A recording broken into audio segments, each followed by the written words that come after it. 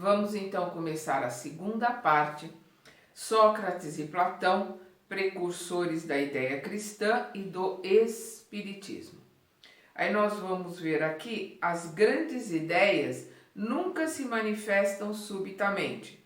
Aquelas que se baseiam na verdade sempre têm precursores que lhes preparam parcialmente os caminhos, pois quando é chegado o tempo, Deus envia o homem com a missão de resumir, coordenar e completar os elementos esparsos e com eles formar um corpo. Desse modo, a ideia não chegando bruscamente, encontra em sua aparição espíritos totalmente dispostos a aceitá-la.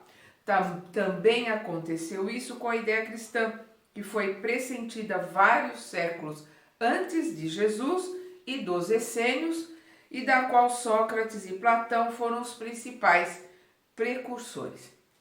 Então nós vamos ver aqui os ensinamentos dos essênios. Eles chegaram antes de Jesus para preparar o terreno para a chegada de Jesus. Eles eram, de uma forma, terapeutas, né, curadores, trabalhavam com cores, com pedras, com ervas, com passes. Eram, na grande maioria deles, celibatários, veganos. Então era uma colocação, uma sociedade bem diferente. E nós vemos também que Sócrates, 500 anos antes da vinda de Cristo, porque Sócrates nasceu 470 anos antes de Cristo e desencarnou em 399 antes de Cristo, com 70 anos. Então Sócrates veio já com ideias e com colocações que o Cristo veio reforçar depois, e depois do Cristo o Espiritismo veio reforçar mais ainda. Então nós vemos aqui ele colocando como Jesus foi acusado pelos fariseus de corromper o povo com seus ensinamentos. Sócrates também foi acusado pelos fariseus do seu tempo, pois houve deles em todas as épocas, de corromper a juventude, proclamando o dogma da unidade de Deus, da imortalidade da alma e da vida futura. E assim como nós só conhecemos a doutrina de Jesus pelos escritos de seus discípulos, só conhecemos a de Sócrates pelos escritos do seu discípulo Platão. Então, Sócrates não deixou nada escrito. Quem escreveu sobre Sócrates e os ensinamentos que o Sócrates deu foi Platão, que foi seu discípulo. Vamos lembrar que Sócrates era escultor. Uma colocação interessante dele é que ele dizia que ele tinha a profissão do pai e da mãe. O pai dele era escultor e a mãe era parteira. E ele entendia que ele estava ali esculpindo e renascendo mentes para uma nova ideia, para uma nova colocação, porque ele veio também colocar a ideia da alma, a ideia da reencarnação, a ideia do Deus único, coisas que na Grécia, no paganismo, com vários deuses e com ideias muito diferentes, os sacerdotes da época se incomodaram muito com as ideias de Sócrates, por isso o prenderam e condenaram a morrer como criminoso, né? Tomar um cálice de cicuta é como eles executavam os criminosos. E nós vamos ver aqui as ideias, um resumo, né? Um resumo das ideias de Sócrates, que foi trazida para nós através de Platão. Primeiro, o homem é uma alma encarnada. Olha, a ideia, as colocações de Sócrates, se a gente passar a lembrar o que Jesus ensinou, e principalmente o que a gente vê no Espiritismo, principalmente as colocações do céu e inferno. Nós vamos ver ali no céu e inferno muita coisa de Sócrates, e nós vamos ver nos ensinamentos de Jesus também muita coisa do que Sócrates também colocava. Ele é um precursor. Ele veio trazer as ideias para que quando viesse aquele que realmente vinha implantar as ideias, que era o caso de Jesus, vamos lembrar que ele nasceu 470 a.C. Então, quando ele veio bem antes, para que quando chegasse Jesus com as suas colocações, não fosse uma coisa tão nova. Então, o homem é uma alma encarnada. Antes de sua encarnação, ela existia unida aos tipos primordiais, às ideias do verdadeiro, do bem e do belo. Separa-se delas e, encarnando-se, recordando do seu passado, fica mais ou menos atormentada pelo desejo de voltar a ele. Então, o que o Sócrates colocava? Que o homem reencarnava e quando sentia saudades do passado, se lembrava do lugar onde ele vivia, né, antes de reencarnar, ele sente saudade e quer voltar para lá. Depois nós vamos ver. A alma perturba-se e se perde quando se serve do corpo para considerar algum objeto. Ela tem vertigens como se estivesse bêbada, porque se apega a coisas que são por sua natureza sujeitas a mudanças. Ao passo que quando contempla sua própria essência, ela se transporta para o que é puro, eterno, imortal, e sendo de igual natureza, aí permanece ligada por todo o tempo que puder. Então seus desvios cessam, pois está unida ao que é imutável, e esse estado da alma é o que se chama sabedoria. Aí nós vamos ver as colocações de Sócrates, muito parecida com o que nós temos no Espiritismo, quando ele fala dessa... enquanto o homem está ligado à materialidade, ele sofre, né? E conforme ele vai se desligando, ele vai reencarnando, aprendendo, ele vai começando a ter conhecimento, e isso se chama sabedoria. Outra colocação de Sócrates: enquanto tivermos um corpo e a alma se encontrar mergulhada nessa corrupção, nunca possuiremos o objeto de nossos desejos, a verdade. Então, enquanto tivermos um corpo e a alma se encontrar mergulhada nessa corrupção. Então, ele coloca o encarne e o corpo como uma forma difícil, porque ele é corruptor. E é verdade, né? Hoje no Espiritismo a gente vê e estuda muito isso. Então, enquanto a gente estiver ligado a materialidade, a gente não terá acesso à verdade. Depois ele coloca a alma impura nesse estado, tornando-se pesada. Não, antes disso tem uma passagem aqui que é interessante, quando ele coloca aqui: mas se não é possível conhecer nada puramente enquanto a alma está unida ao corpo, é preciso de duas coisas: uma, ou que nunca se conheça a verdade, ou que se conheça após a morte. Libertos da loucura do corpo, conversaremos então. É de esperar-se com os homens igualmente livres e conheceremos por nós mesmos a essência das coisas. É por isso que os verdadeiros filósofos exercitam-se em morrer, e a morte não lhes parece de forma alguma temível. É muito, né? A gente pensar uma colocação dessa quase 450 anos antes de Cristo. Os pensamentos de Sócrates estavam muito à frente, né, da sua época.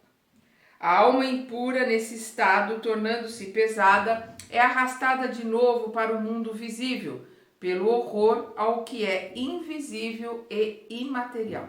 Disse então que ela erra em torno dos mausoléus e dos túmulos, ao pé dos quais se tem visto por vezes fantasmas tenebrosos, como devem ser as imagens das almas que deixam o corpo sem estar inteiramente puras e que retêm alguma coisa da forma material, o que faz com que o olho possa percebê-las.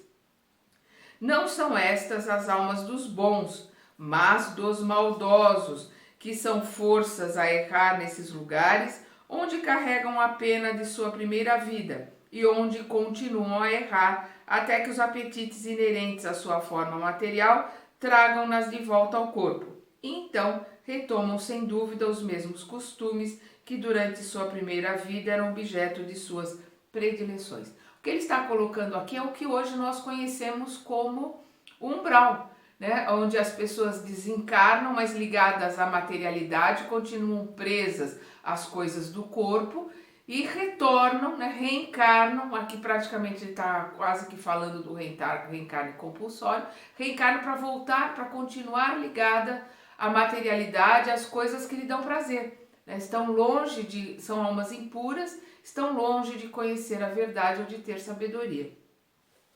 Aí depois o Sócrates continua.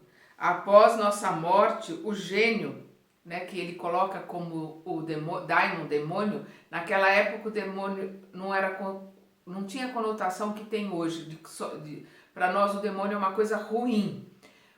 Na época de Sócrates era gênio, ele podia ser bom ou podia ser mau. Então quando se coloca que Sócrates conversava com seus demônios, como a gente vê nos escritos, ele conversava com seu gênio. De uma certa forma, com quem ele conversava era com o seu mentor.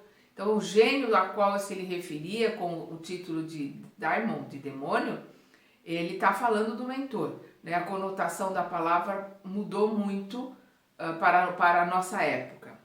Então, após a morte, o gênio que nos fora designado durante nossa vida leva-nos a um lugar onde se reúne todos os que devem ser conduzidos ao Hades para aí serem julgados. Então, ele está falando aqui, né, daquele gênio que foi designado para ficar conosco. Então, é o nosso mentor ou o anjo da guarda quando fala, como dizem os católicos. E aí ele coloca aqui que todos os que devem ser conduzidos ao Hades para aí serem julgados. Hades era o submundo, Hades era o deus da morte, o deus da morte. Não que causava a morte, mas onde as pessoas ficavam no seu reino após a morte, né? Que é o deus do submundo. As almas, após terem se demorado no Hades pelo tempo necessário, são trazidas de volta a essa vida por numerosos e longos períodos. Então ele está aqui colocando exatamente a doutrina que a gente tem dos anjos da guarda, né, dos mentores e do reencarne, do aprendizado através do reencarne. Depois ele coloca: os demônios preenchem um intervalo que separa o céu da terra. Vamos lembrar sempre que nós estamos falando de demônios aqui, os gênios, né? Os espíritos.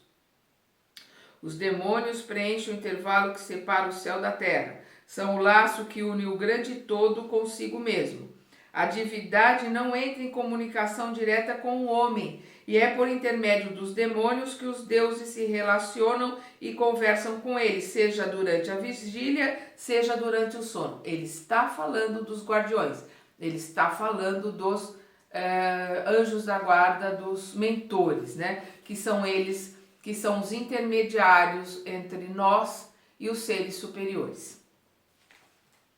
Aí depois ele coloca: a preocupação constante do filósofo, tal como compreendiam Sócrates e Platão, é de cuidar muito bem da alma, menos por esta vida, que é só um instante, mas sim em vista da eternidade. Se a alma é imortal, não é sábio viver com vistas à eternidade? E é exatamente o que o cristianismo e o espiritismo nos trazem. Se a nossa verdadeira vida é na eternidade, nós temos que ter os olhos voltados para a eternidade, para o que nós somos. Nós somos espíritos, usando uma vestimenta para podermos aprender e estudar neste planeta. Esta vestimenta nos dá acesso a este planeta, como o escafandro dá acesso ao homem ao fundo do mar. Então, o homem não é o escafandro, nós não somos essa vestimenta. Nós somos espíritos e somos imortais. Eterno é Deus, que não tem começo e não tem fim. Nós somos imortais, nós temos começo, nós não temos fim, mas nós temos começo, então nós somos imortais. Pois ele continua: se a alma é imaterial, deve transportar-se após esta vida para um mundo igualmente invisível e imaterial, assim como o corpo, decompondo-se, retorna à matéria. Mas é importante distinguir bem a alma pura, verdadeiramente imaterial e que se nutre de ciência e de pensamentos, como Deus, da alma mais ou menos maculada de impurezas materiais que a impedem de se elevar ao divino, retendo-a nos lugares de sua passagem pela terra. Então, ele coloca: mas é importante distinguir bem a alma pura, verdadeiramente imaterial e que se nutre de ciência e de pensamentos como Deus. e distinguir, né, da alma mais ou menos maculada de impurezas materiais que a impedem de se elevar ao divino, retendo-a nos lugares de sua passagem pela terra. Então, o Sócrates compreendia as graduações, as elevações dos espíritos impuros, os espíritos classe média, né, que são mais ou menos, e os espíritos puros. Ele já sabia, ele já distinguia essas diferenças. Ele continua: se a morte fosse a dissolução total do homem, seria um grande ganho para os maus após a sua morte, serem libertados ao mesmo tempo de seu corpo, de sua alma e de suas vestes. Aquele que ornou sua alma não com adorno alheio, mas com o que lhe é próprio, só este poderá esperar tranquilamente a hora de sua partida para o outro mundo. Quer dizer, o que ele está colocando aqui? Se não houvesse nada após a morte, o bom seria a morte só para o homem mau, que fez tudo o que quis, conseguiu tudo o que quis. Depois tudo acaba e não tem problema nenhum. Mas só o homem bom que pode esperar tranquilamente a sua morte, porque ele vai se encontrar com os seus iguais no plano espiritual. Depois Sócrates continua aqui. O corpo conserva bem marcados os vestígios dos cuidados que se tomou com ele ou dos acidentes que sofreu. Sócrates já colocava a preocupação de se cuidar do corpo, do que se pensa, do que se sente, da alimentação. O mesmo ocorre com a alma. Quando está despojada do corpo, traz evidentes os traços de seu caráter e de suas afeições e as marcas que cada um dos atos da vida nela deixou. Ou seja, o espírito, né, o desencarnado sai exatamente como ele era aqui enquanto estava encarnado, com todos os defeitos e com todas as marcas que deixou no corpo. Assim, a maior infelicidade que pode ocorrer ao homem é ir ao outro mundo com uma alma carregada de crimes. Tu vês, Cállicles, nem tu, nem Polos, nem Górgias, não poderias testemunhar que se deve levar uma outra vida que nos seja útil quando estivermos do lado de lá. Então, são as conversações nos diálogos, no livro Górgias. O Cállicles é um personagem, o Polos também é um personagem desse livro, que são diálogos de Sócrates, que se chama Górgias, né? Com tantas opiniões diversas, a única que permanece inabalável é a de que mais vale receber que cometer uma injustiça. Mais vale receber que cometer uma injustiça. E que antes de mais nada é preciso aplicar-se não em parecer um homem de bem, mas em sê-los. Isto aqui o Sócrates colocou para os seus discípulos quando ele já estava dentro da prisão. Esse diálogo que nós lemos agora. E nós vamos ver que o que ele está colocando aqui é a mesma coisa quando Jesus coloca: se te esbofetearem, dê também a outra face. É o que ele está colocando. Que o erro existe, mas ai daquele que cometer o erro. Palavras de Jesus, palavras de Sócrates, né? Mais vale receber que cometer uma injustiça, e que antes de mais nada é preciso aplicar-se não em parecer um homem de bem, mas em sê-lo. Aí depois nós vemos: de duas coisas, uma. Ou a morte é uma destruição absoluta, ou é a passagem da alma para um outro lugar.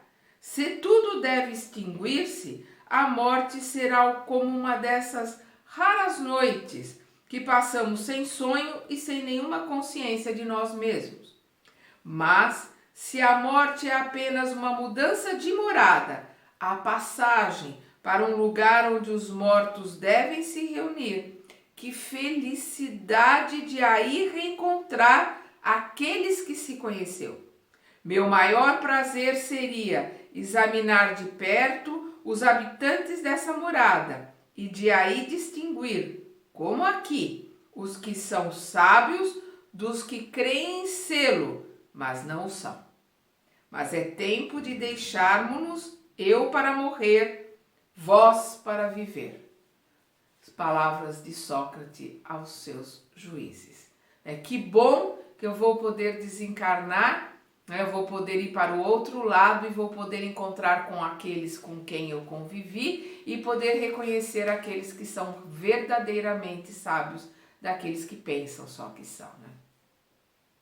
Aí depois nós temos aqui: nunca se deve devolver injustiça com injustiça, nem fazer mal a ninguém por algum mal que nos tenha feito. Poucas pessoas, entretanto, admitirão esse princípio, e as discordantes só devem desprezar-se umas às outras. Então nós temos aqui o Sócrates já nos colocando o princípio do perdão, o princípio da caridade, da fraternidade, né?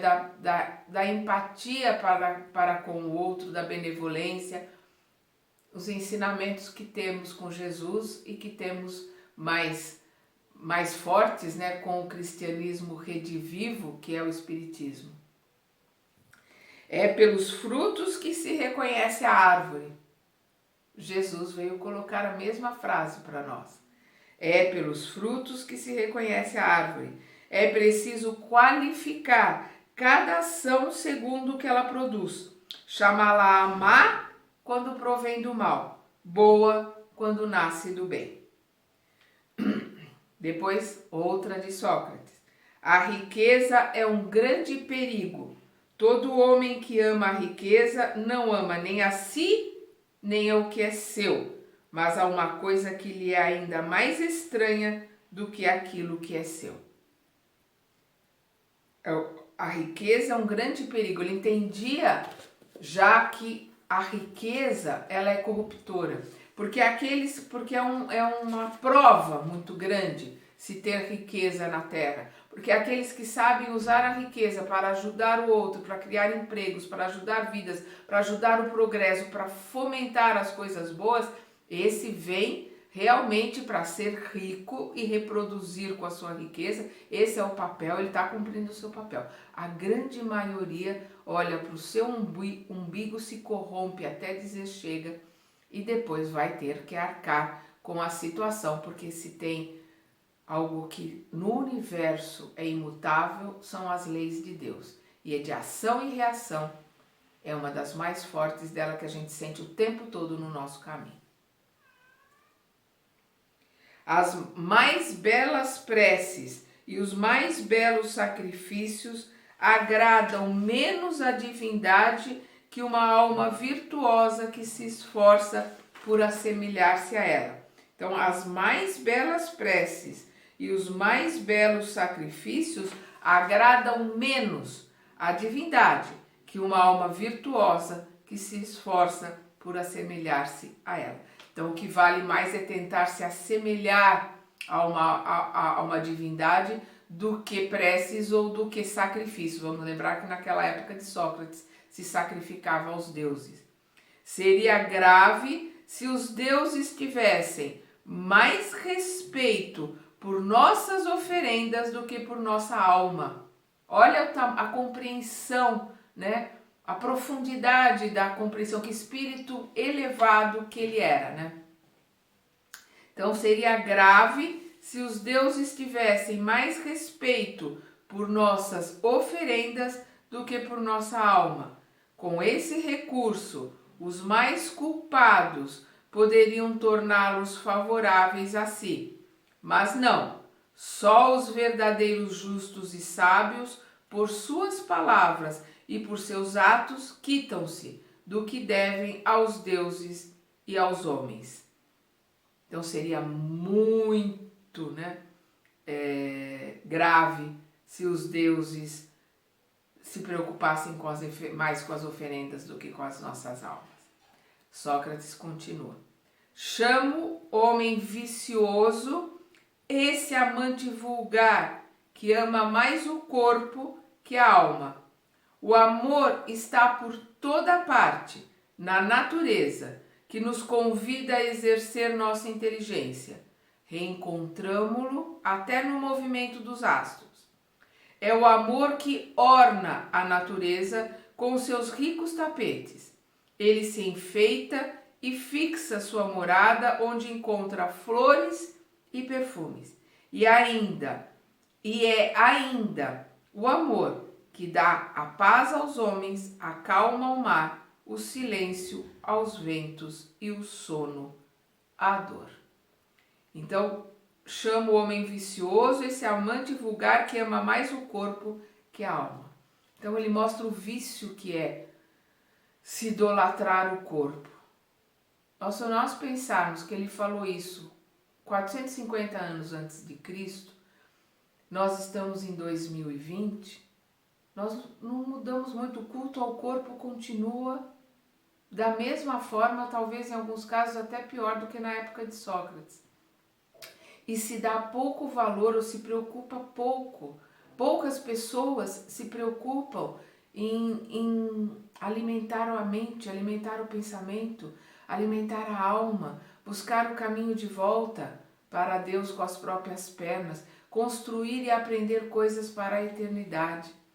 A gente tem sempre, por isso que essa colocação aqui de Kardec, antes de começar, para os ensinamentos de Sócrates, porque os ensinamentos de Sócrates são para a gente ler, reler, estudar, né? Tem uma passagem dele que é o mito da caverna, que é maravilhoso. Procurem na internet, vocês vão achar, tem uma aula sobre o mito da caverna e tem algumas aulas no YouTube sobre Sócrates com a professora Lúcia Helena Galvão, da Nova Acrópole, que é um grupo de filosofia de Brasília. São todos voluntários, são todos filósofos que vale a pena acessar. Entrem, conheçam melhor Sócrates. Aqui a gente está dando uma pincelada nos ensinamentos de Sócrates. Lá vocês vão ter a aula de uma filósofa sobre os ensinamentos dele. Vale a pena. É muito bom. Depois, outra colocação de Sócrates. Não se pode ensinar a virtude. Ela vem por dom de Deus àqueles que a possuem.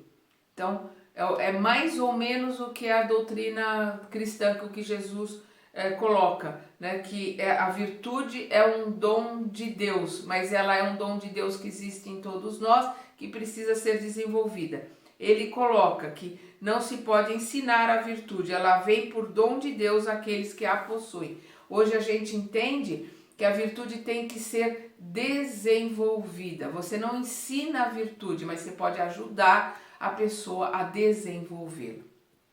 Outra colocação de Sócrates. É uma disposição natural de cada um de nós percebermos muito menos nossos defeitos do que os alheios. Vamos lembrar Jesus, né, que você vê a trave, né, você vê o cisco no olho do outro e não vê a trave no seu olho. É a mesma coisa que ele está colocando aqui. É uma disposição natural de cada um de nós percebermos muito menos nossos defeitos do que os alheios. Nós não mudamos nada. Outra, se os médicos fracassam na maior parte das doenças, é que eles tratam o corpo sem a alma, e que o todo, não estando em bom estado, é impossível que a parte esteja bem. Então ele já lá colocava um ensinamento que hoje ainda os médicos têm dificuldade de entender. A gente vai ver os grupos da AME, né, que é a Associação Médica Espírita, que estão desenvolvendo, fazendo estudos, fazendo vários trabalhos acerca de desenvolver a parte espiritual junto com a medicina, mas isso ainda é uma coisa que está começando, é uma coisa que ainda por muitos médicos e por muitas categorias é vista, né, com um certo desprezo. Mas a gente vê já Sócrates colocando a necessidade de se cuidar do todo, né? Quando ele diz aqui, Se os médicos fracassam na maior parte da doença, é que eles tratam o corpo sem a alma e que o todo não estando em bom estado, é impossível que a parte esteja bem. Outra colocação dele. Todos os homens, a começar da infância, fazem muito mais mal do que bem. Ele já compreendia naquela época que todos nós fazemos muito mais mal do que bem. Infelizmente, esse planeta é um planeta dominado pelo mal. E isto vai se modificar a hora que ele for um planeta de regeneração. E nós estamos aí em transição, né, para isso. Depois, mais uma colocação de Sócrates. Há sabedoria em não pensares que sabes o que não sabes. Isto aqui é uma das colocações que a gente ouve sempre. Todo mundo repete, como dizia Sócrates, só sei que nada sei. E isso é uma grande verdade, porque quanto mais a gente aprende, mais a gente percebe que não sabe nada. E Sócrates passa isso com muita humildade. Ele sabia muito, passava muitos ensinamentos pela sua sabedoria. Ele foi condenado a morrer envenenado, porque ele sacudia as pessoas da época, incomodava as pessoas da época, mas ele tinha essa consciência de que ele ainda tinha muito para aprender. E uma das frases dele que eu gosto muito também é quando ele dizia que o verdadeiro sábio é aquele que conhece os limites da sua ignorância. Então ele tinha essa consciência profunda de que só sabia que não sabia nada. Porque quanto mais a gente encontra respostas para as nossas perguntas, mais aumentam as perguntas sem respostas. E nós vamos atrás dessas respostas para buscarmos o conhecimento, para nos aprimorarmos. E quanto mais a gente aprende, mais a gente tem consciência de que tem um mundo, um mar de conhecimentos que a gente precisa ainda ir buscar. Por isso que o nosso aprimoramento e o nosso estudo e a nossa reforma íntima, o vigiai e orai, ele é pela eternidade. Vamos estudar e vamos aprender sempre, principalmente se nós usarmos cada minuto das 24 horas do dia que nós temos para aprendermos com tudo que está à nossa volta, com todas as pessoas que estão à nossa volta, principalmente com as diferenças, com as pessoas diferentes, porque é na diversidade, com os diferentes que a gente aprende mais. Vamos então continuar estudando o Evangelho no próximo capítulo.